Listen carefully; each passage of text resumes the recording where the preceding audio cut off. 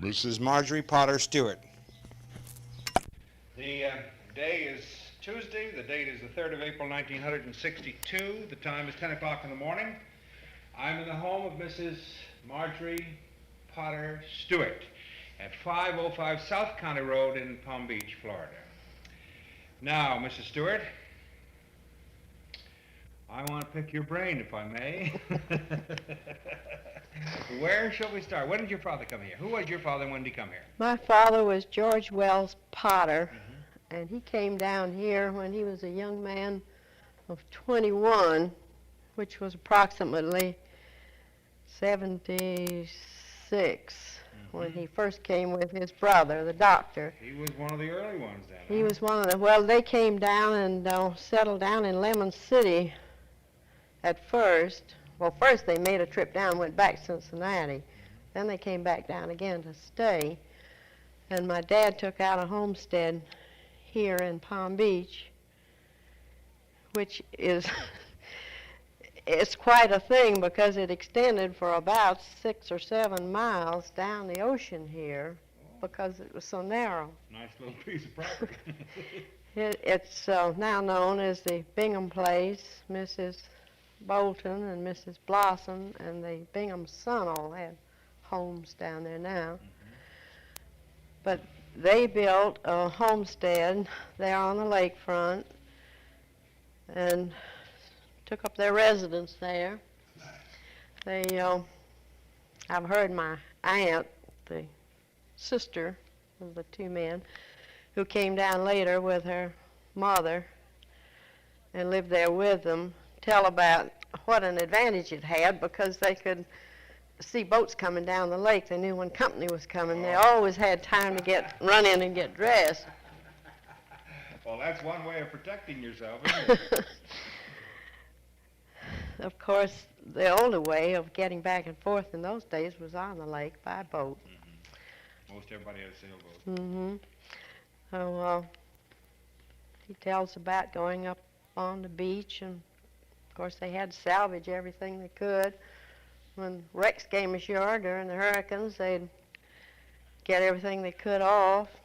And you know the story of the Providencia, where the coconuts originally came That's from. Right. That's right.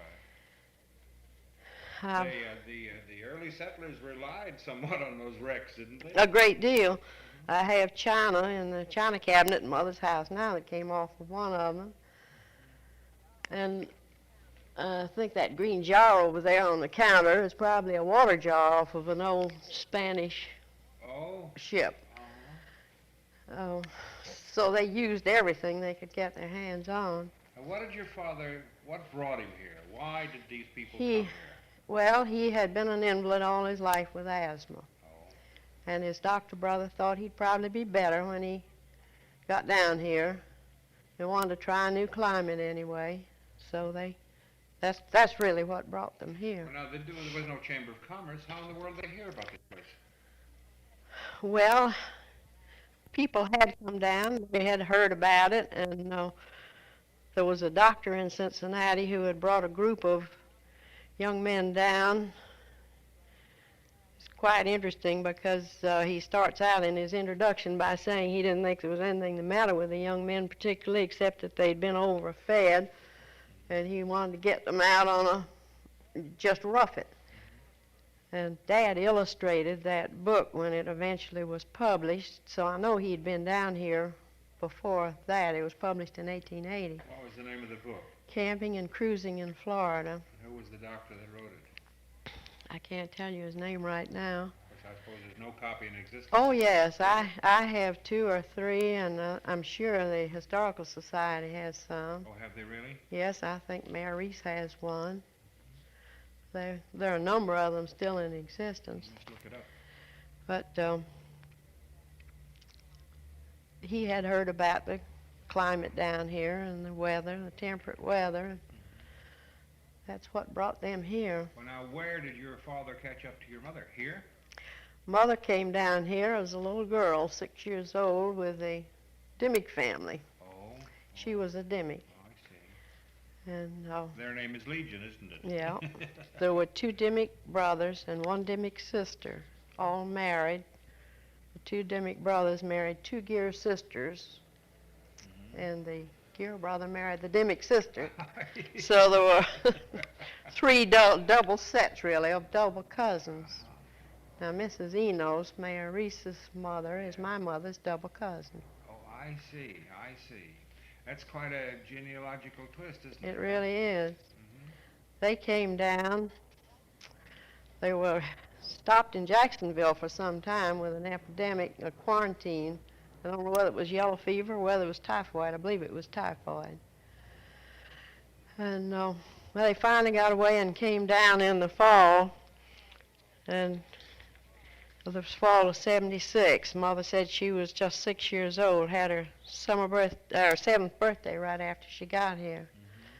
The three families stayed with a family named Brown, who had a home here, and I believe they had met them in Jacksonville on the way down. The three families, the Dimmicks, the Gears, and The two Dimmicks and the one Oh, Gear family. I see. And then that same fall, they had a terrific hurricane. And Mother said that so much of their furniture was piled on this open porch that the Browns had. Of course, everything got soaking wet. Some of the furniture was ruined. All the linens had to be washed and dried. But they eventually got a house built that two Dimmick families moved into. And they each helped the other get their own homes built till they all had homes. But they brought most of their furniture with They them. brought as much as they could, because they would have had to build probably what they got. And you were born here then? I was born here in West Palm Beach. Mm-hmm. When Dad and Mother married, he sold part of his homestead down there, which is the Bingham estate now, to Tutti Frutti Adams, the chewing gum man, for $2,500. And I can't tell you how far it runs in feet, but it's from the north of the Bath and Tennis, considerably north of where the Bath and Tennis is now, to down at the end of Mrs. Bolton's place. It's probably a good mile or more. For $2,500. For $2,500. He sold it to take his honeymoon on, and he and Mother were married in '93. But I suppose it was nothing more than jungle then, mosquitoes, and nobody could foresee what it would be now. Were you the only child? I'm the only child. And then he built the house over on the lakefront. And that must have been heavenly in those days, because the lake was clear and blue. Deer would come down to drink. Indians used to come in and camp under the pine trees on the lake shore. They were rather experienced scroungers too, weren't they? Yes, I expect they were, although they were good-hearted. See, my uncle was the only doctor here for a long time, Dr. Richard Potter, and everybody depended on him. The Indians got so they trusted him and came into him. I've heard him tell about one old Indian that came in with his leg nearly gone with snake bite, and he cleaned that out, and the old Indian got well, and they thought he was sort of a miracle man. The medicine man deluxe, huh? There were no hospital facilities, I take it? Nothing at all then.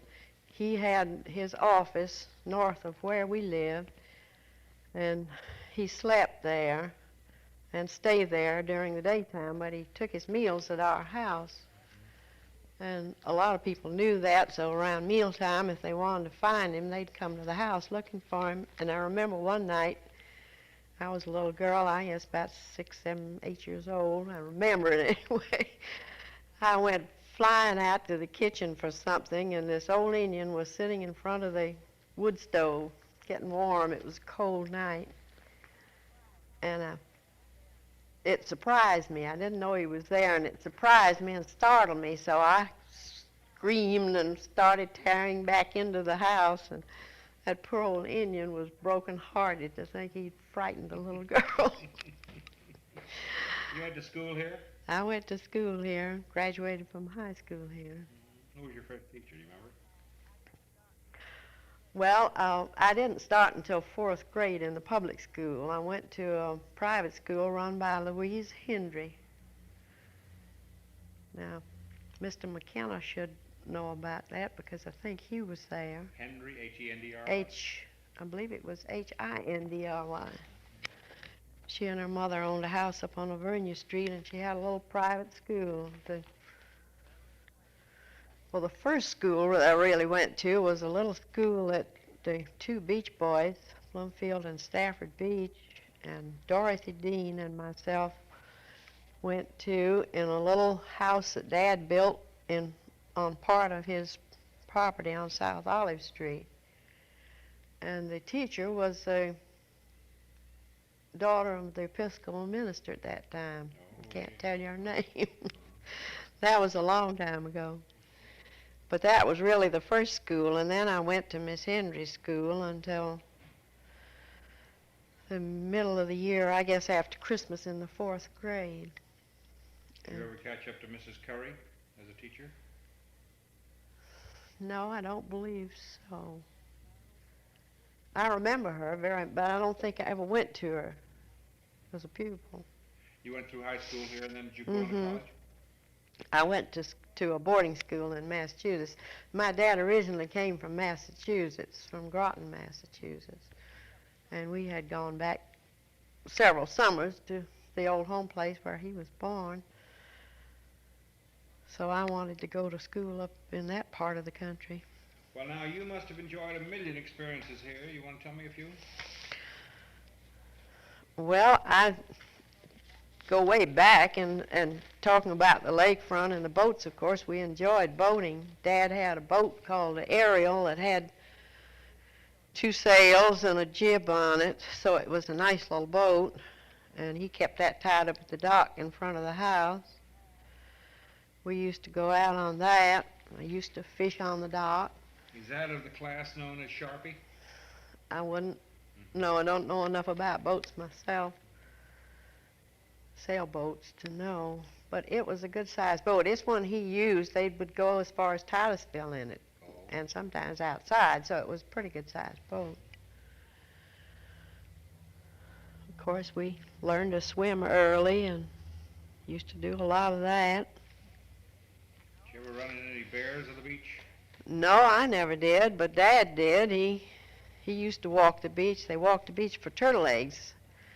And one night he said they saw something they thought was a bear come down to get his supper out of the ocean, some small fish, and he said they approached it very cautiously and finally got up to it, and it was a barrel that had washed ashore from a ship. It's hard to tell whether that was relief or disappointment. But, of course, they had a lot of wild animals, bears and panthers. Mother said they weren't allowed out alone when they were small children because on the paths between the houses because of the panthers and wildcats that were in the woods at that time. Took a while to clear them out, I guess.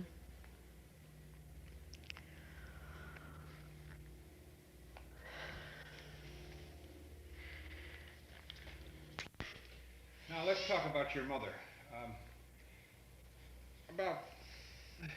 Her day-to-day life here. What was it like, as best you know? Well, she lived here until she was in her teens. Her father and mother were neither one very well, and they went to North Carolina for a while, but came back later.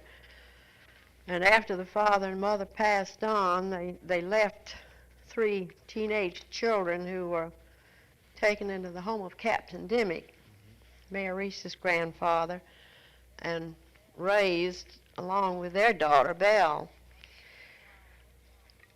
Mother went to Rollins for her final schooling. She went to the little old schoolhouse down here, of course, with the rest of them originally. But she got her final education at Rollins. And I've heard her tell when she was a young girl of going out on the lake in sailboats, and they were supposed to be back at a certain time, but sometimes a calm would come and there wasn't any way of getting back. The boats were too large to row, so they just had to wait till the breeze came along and brought them home. That Well, that's the best excuse I can think of. made complications sometimes, but of course, her family came from around northern Illinois and southern Michigan, and they used to go back up there once in a while, and she and Dad were married there and had their honeymoon at the Chicago World's Fair in '93, Oh, and then came back here and settled at the lakefront house that I spoke of earlier. I think they had a very busy life and a very happy life. Of course, that house was full of family. Dad's mother and aunt were there, and his younger brother, who'd come down from Cincinnati, lived with them. And then the doctor brother had his meals there. and where was it located? It was on the lakefront at the foot of Hibiscus Street. Still there. It's still Mother's homestead. Although Oh, still is she's in a nursing home now, but she lived there until 2 years ago. And is it right down at the foot of Hibiscus, or has It's it been right- filled in? No, well, it's been filled in front of the house. Some of the lakefront was filled in and the drive put along, but the house is still there on the bluff where it's always been. And it's a beautiful spot. I imagine.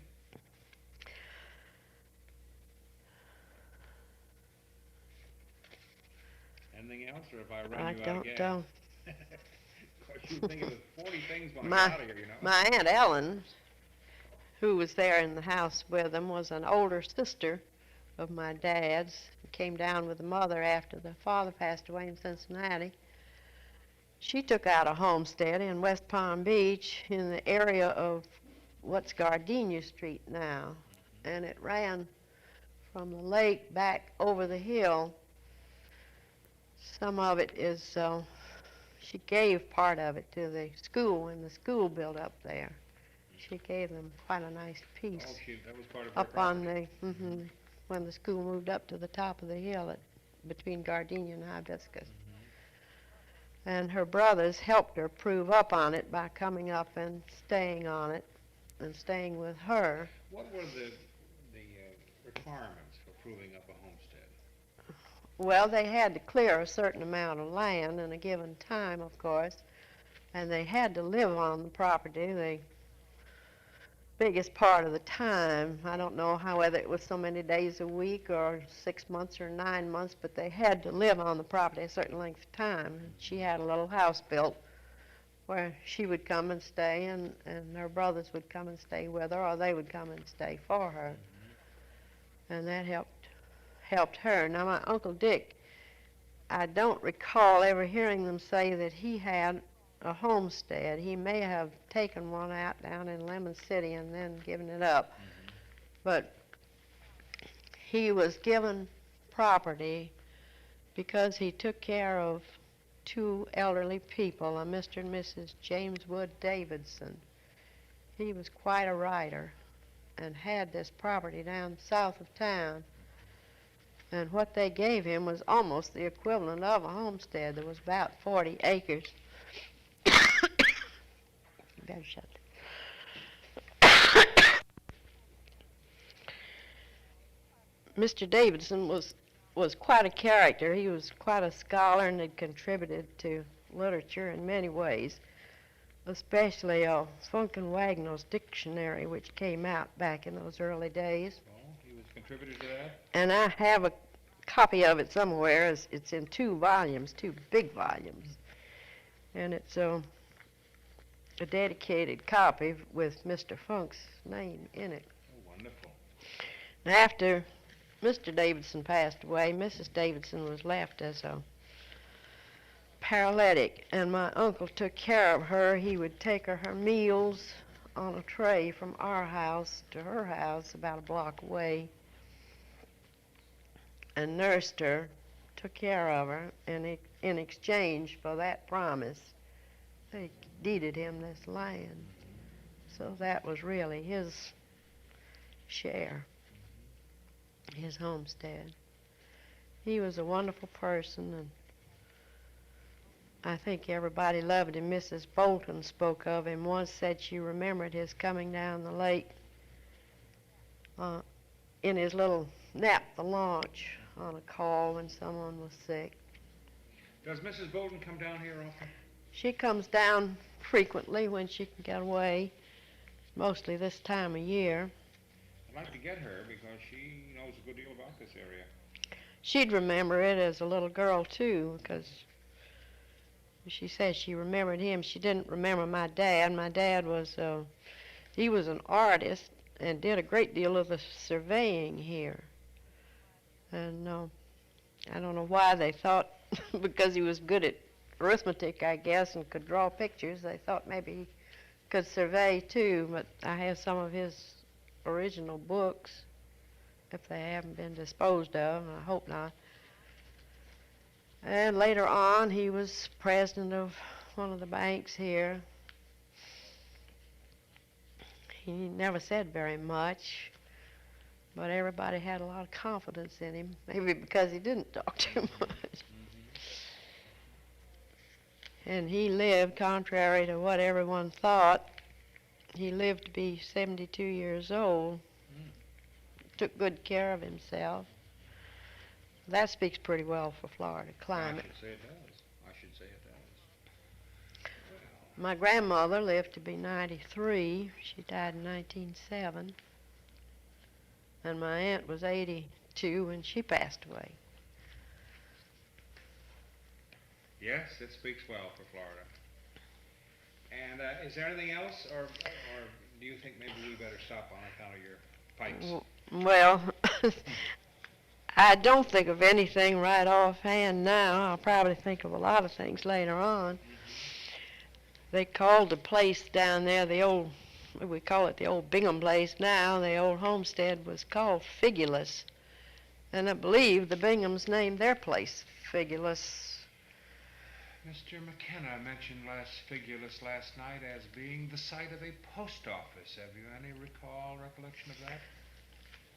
No, I don't remember that, but I do have letters speaking of their homestead and calling it Figulous. Figulis? L-U-S, I believe. L-U-S, Figulous.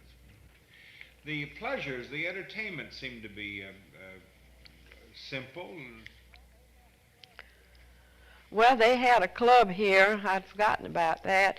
The Utopia Club was the center of the social activity in West Palm Beach. I've heard I knew Mother and Dad went to that. And they had a party every so often.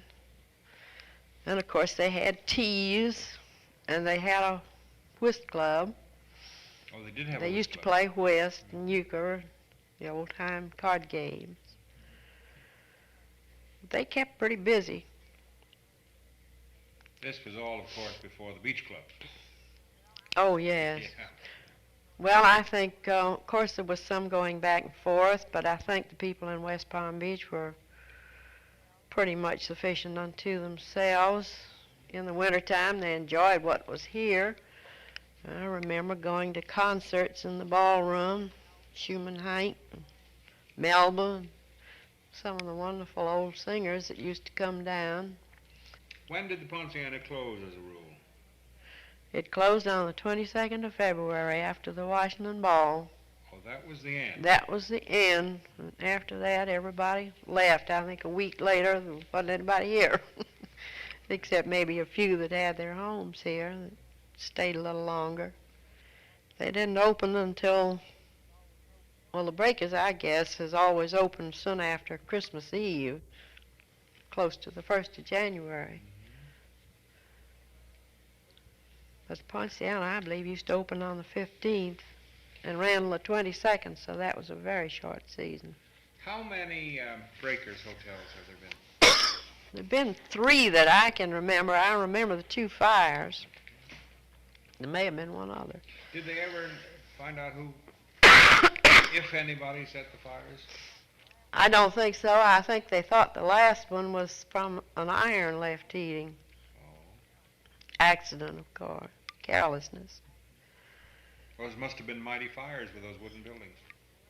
Shingles flew down the lake, at least 3 miles, set docks on fire.